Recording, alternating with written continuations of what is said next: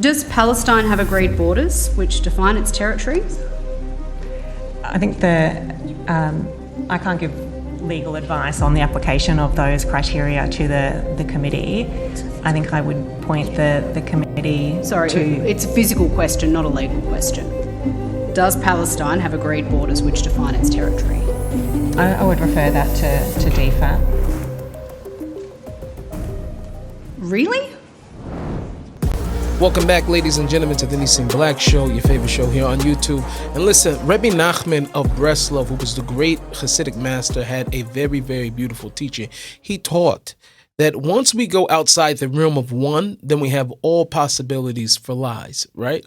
So, meaning, if you start with one, then you only have one absolute truth. God is one. So you have one absolute truth. From the moment that you actually leave one, and then you have two, and you have 3, 4, 5, then the possibility of multiple lies can take place. Meaning that if there's one story, then there's only that one story. That is truth. That is the absolute truth. Once you can have 2, 3, 4, 5, and this is where we come today, when we start making up things like the state of Palestine, right? When we start making these type of things up, and not only do we make these things up, but these things go absolutely unchecked. I mean, literally nobody ever asked the question of if it's actually true. Is there a Palestine? Is there a Palestine? So all these nations get together and they recognize this new state of Palestine. There's just a few things that they actually left out. Some of them are small, some of them are bigger. One of those things is like, perhaps, where is it? Where is it? I want to know where the state of Palestine is, because if we don't know where this place is, then how could it be? And this is when we start to say, you people are insulting our intelligence. You are absolutely insulting our intelligence. And I think the funniest thing about this is that, once you tell a lie, you have to keep telling lies, because you need another lie later on to come and to validate the first lie that you actually told, right? And then it becomes another lie and another lie. And this is how we say multiplication starts to happen. The more multiplication, more things multiply, the more lies and the more opportunity for lies, as opposed to when there's one as God, which is absolute truth. I want to play this clip because Senator Chandler goes in on these questions, and she's asking all the questions that you and I would ask. Or the clip of Senator Chandler. What are the qualifications for recognition of a state at international law? Recognition of a state is primarily a political decision. At international law, it's a political decision to recognise a state.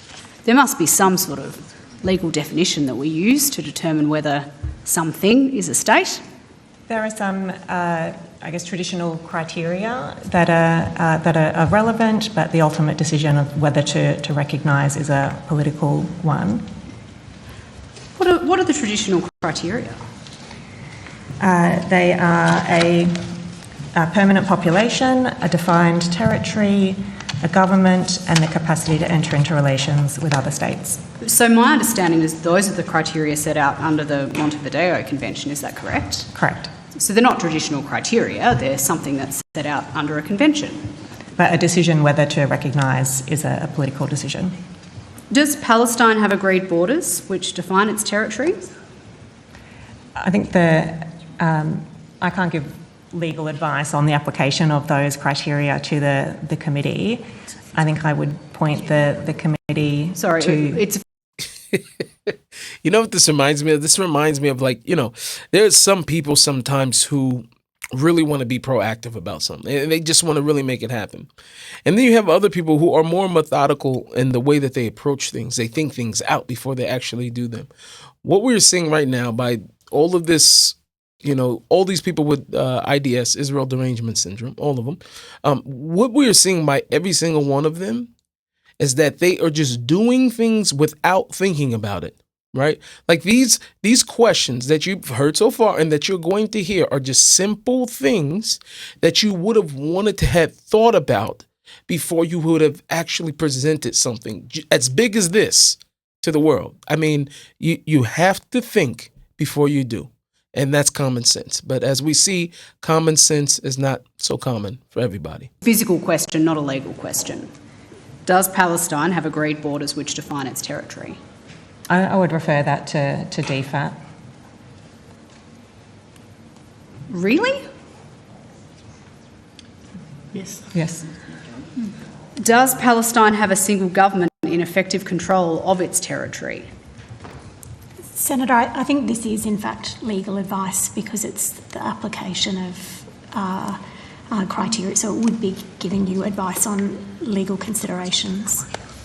I think these questions are in relation to factual matters, though, not legal advice that you may or may not have provided the government. The question is, does Palestine have agreed borders and do they have a single government? I would have thought that was a pretty straightforward, factual yes or no answer.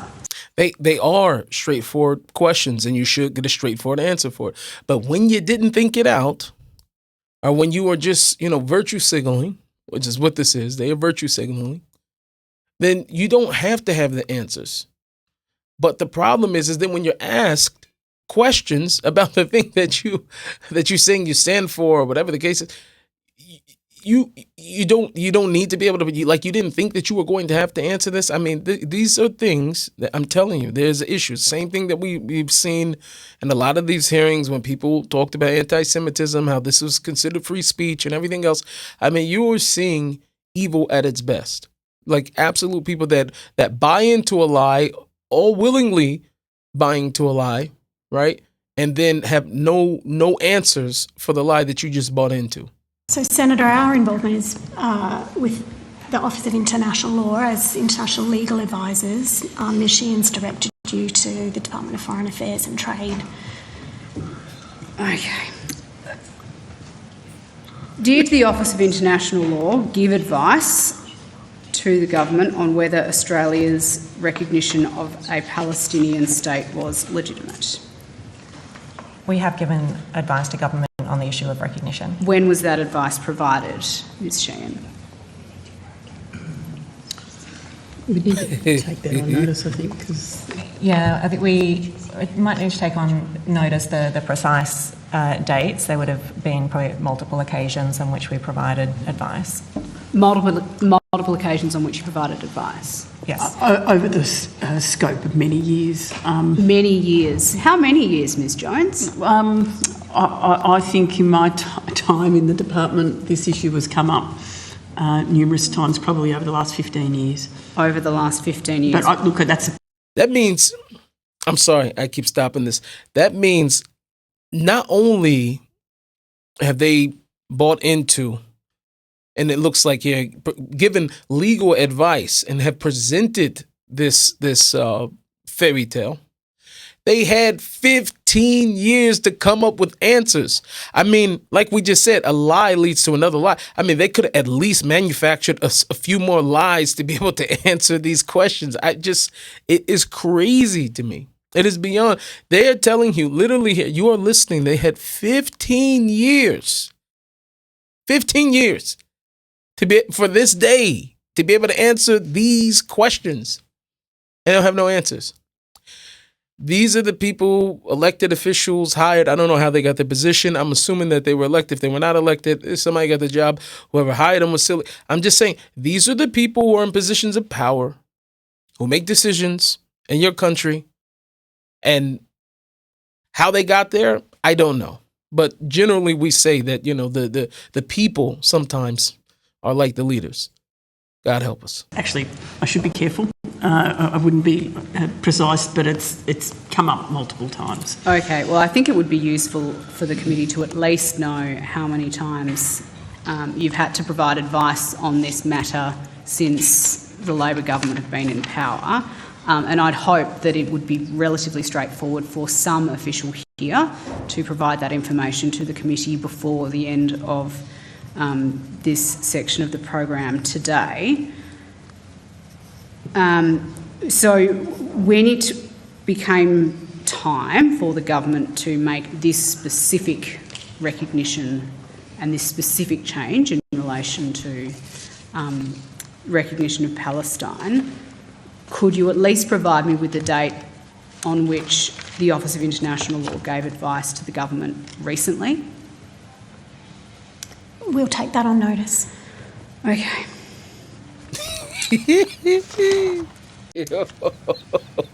What's the capital of Palestine?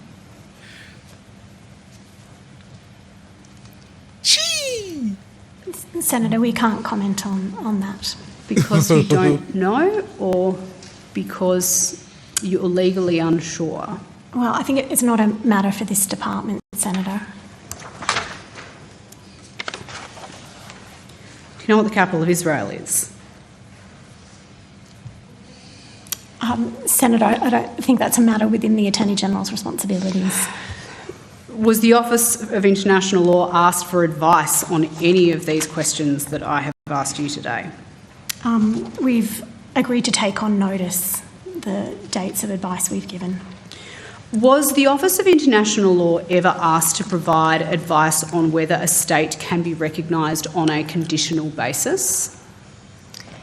Senator, I think that's starting to get into the content of advice that we wouldn't comment on.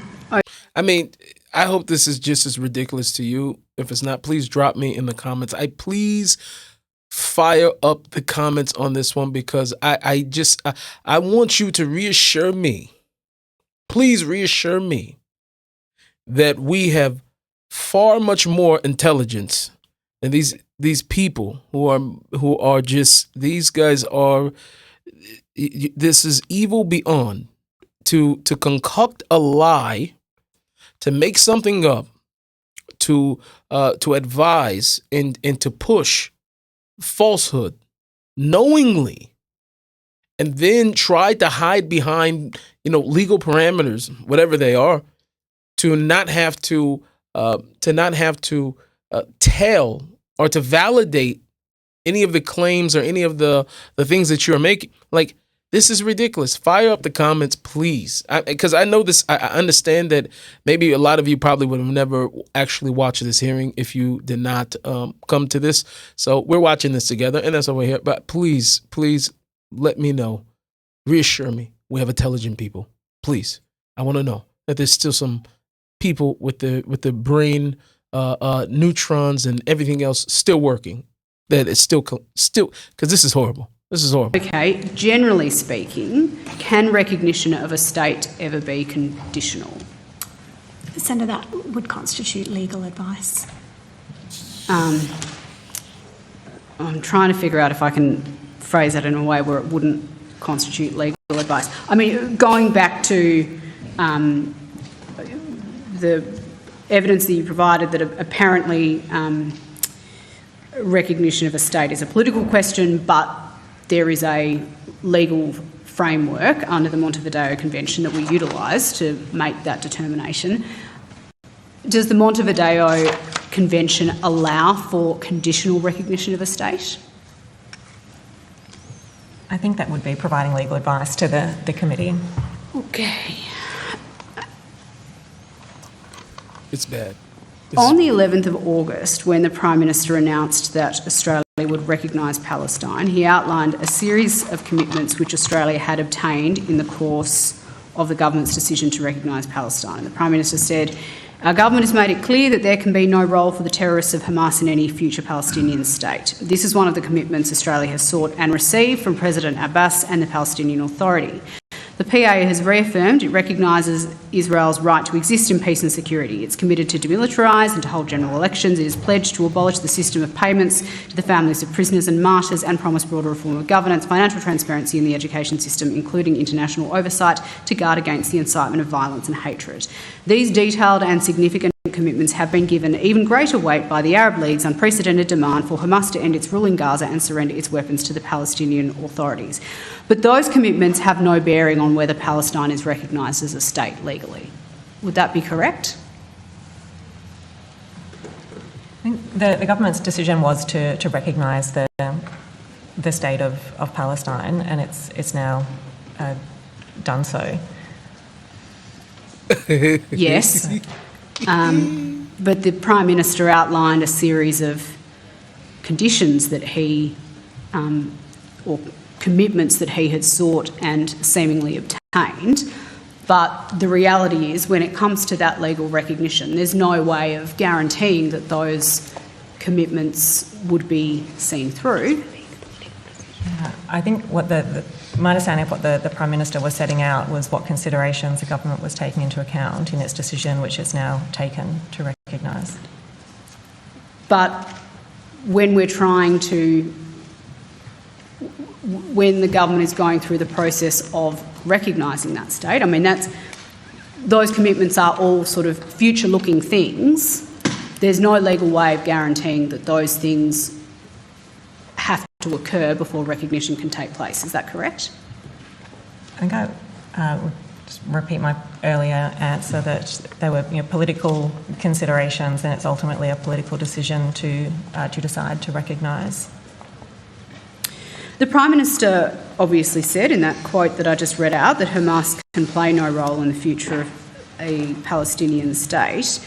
If in due course Palestine holds elections and Hamas is elected, can we revoke recognition of Palestinian statehood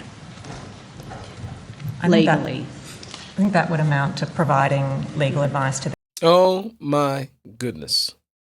I'm sorry. I'm very, very sorry. I'm going to be straight up with y'all. I cannot. I genuinely feel that we are living in the twilight zone. When you can have this, and Australia, listen, I'm sorry. Okay, I am very, very sorry. I'm sorry for you. I feel bad for you that you have people like this, running your country. But listen, these things become reflective of the people. These people end up in positions because this represents the people, right? And as long as people continue to live life in a lie, like reality TV is also a lie. There's multiple reality TV shows that I've been involved in, and the reason why reality TV is such a lie. Not in the fact that a lot of these things that you see are fake, they're acting and different things like that. But what's interesting about the lie overall of reality TV is the fact that it realizes that you really want truth, but you're more entertained by falsehood. And this is why even reality TV will use the words like reality, but then everything behind it is act. Everything is rigged. Who's going to win the singing contest? Who's this? Who's the best? You're like all these singing competitions, like they want the best actors. They're not looking for really the best talent. They're looking for the best actors, right? I'm telling you, I've seen this firsthand. I can't legally talk on everything that I've seen, obviously, but it's not real. Just like the state of Palestine, it's not real. You can make it up. You can make up whatever you want. You can make the state of whatever you want, whatever you wish. However, doesn't make it reality. Please let me know in the comments how you guys felt about this one. And I'll see you guys next time. Thank you so much for watching. Please, again, make sure you like, subscribe, notification bell. And if you can, make sure that you pick up some merch. Nissim Black .store. Make sure you get yourself a cup, t-shirt, something, help and support this channel. Also, you can sign up for Glory Nation, which is my online community where we go deep into prayer and how to protect ourselves from being idiots. See you guys in the next video.